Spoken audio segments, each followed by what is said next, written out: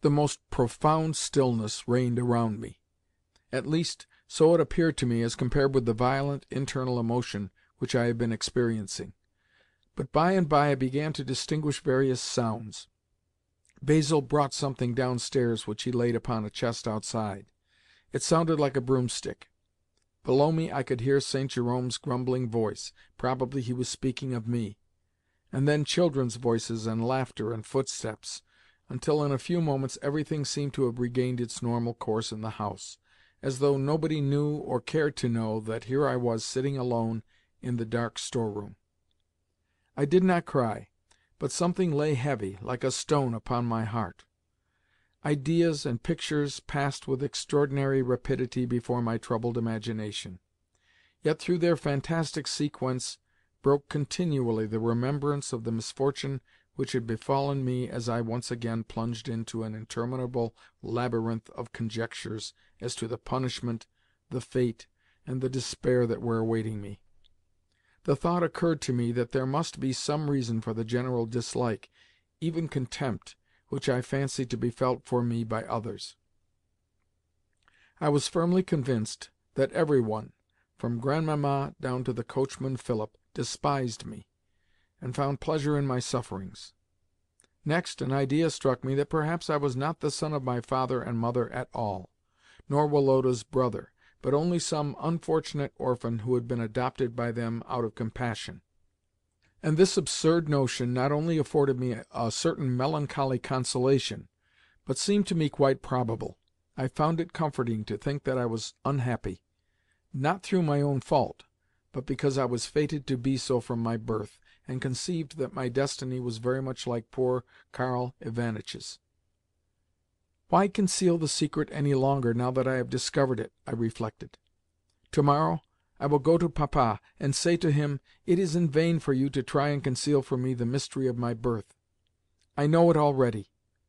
And he will answer me, "What else could I do, my good fellow? Sooner or later you would have had to know that you are not my son, but were adopted as such. Nevertheless, so long as you remain worthy of my love, I will never cast you out."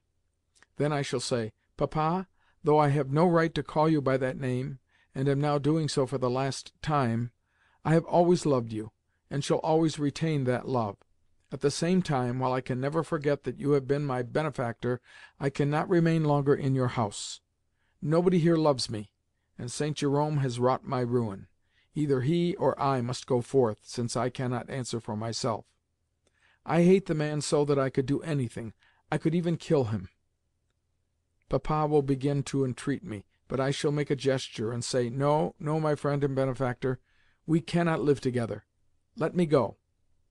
And for the last time I shall embrace him and say in French, 'O mon père, ô mon benfaiteur, donne-moi pour la dernière fois ta bénédiction, et que la volonté de Dieu soit faite.'"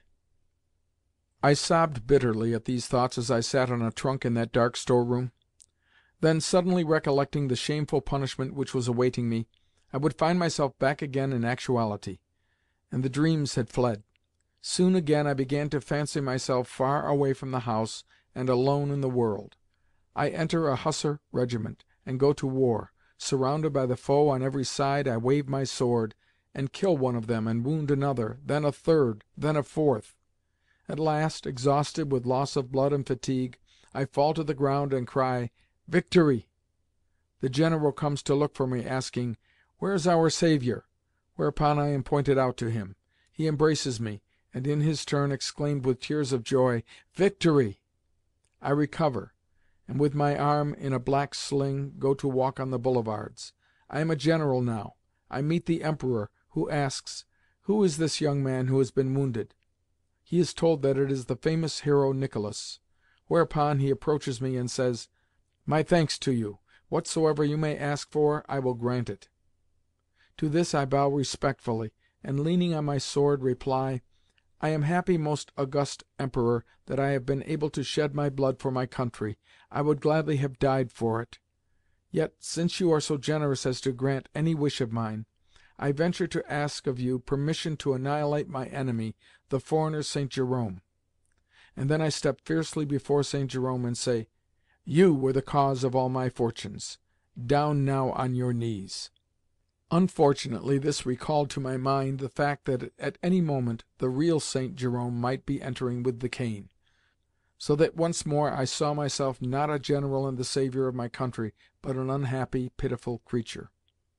Then the idea of God occurred to me, and I asked Him boldly why He had punished me thus, seeing that I had never forgotten to say my prayers, either morning or evening. Indeed, I can positively declare that it was during that hour in the store-room that I took the first step towards the religious doubt which afterwards assailed me during my youth. Not that mere misfortune could arouse me to infidelity and murmuring, but that, at moments of utter contrition and solitude, the idea of the injustice of Providence took root in me as readily as bad seed takes root in land well soaked with rain. Also, I imagined that I was going to die there and then, and drew vivid pictures of St. Jerome's astonishment when he entered the store-room and found a corpse there instead of myself.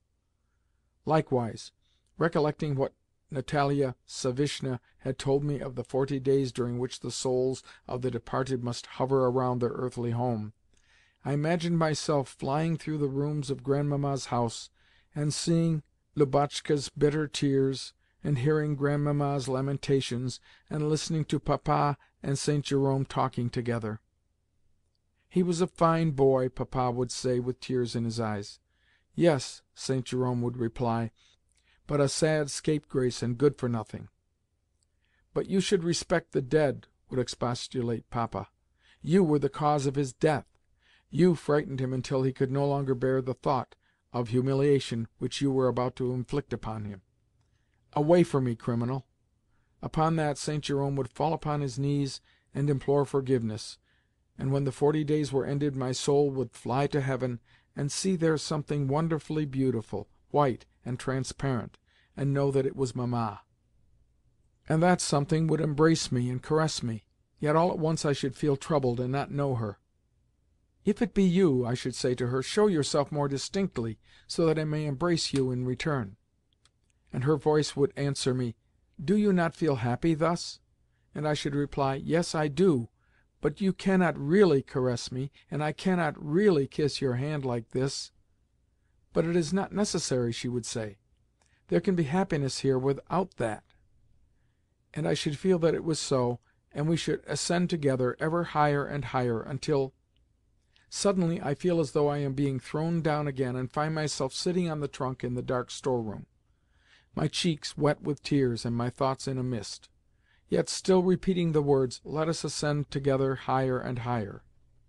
Indeed, it was a long, long while before I could remember where I was, for at that moment my mind's eye saw only a dark, dreadful, illimitable void.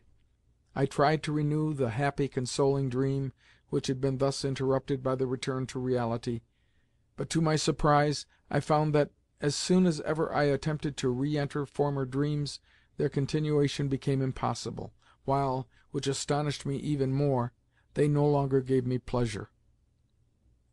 Chapter 16. Keep on grinding, and you'll have flour. I passed the night in the store-room, and nothing further happened except that on the following morning, a Sunday, I was removed to a small chamber adjoining the schoolroom, and once more shut up. I began to hope that my punishment was going to be limited to confinement, and found my thoughts growing calmer under the influence of a sound, soft sleep, the clear sunlight playing upon the frost crystals of the window-panes, and the familiar noises in the street. Nevertheless, solitude gradually became intolerable. I wanted to move about, and to communicate to some one all that was lying upon my heart, but not a living creature was near me. The position was the more unpleasant, because willy-nilly I could hear St. Jerome walking about in his room and softly whistling some hackneyed tune. Somehow, I felt convinced that he was whistling not because he wanted to, but because he knew it annoyed me. At 2 o'clock he and Woloda departed downstairs, and Nicola brought me up some luncheon. When I told him what I had done, and what was awaiting me, he said, "Pshaw, sir, don't be alarmed. Keep on grinding, and you'll have flour."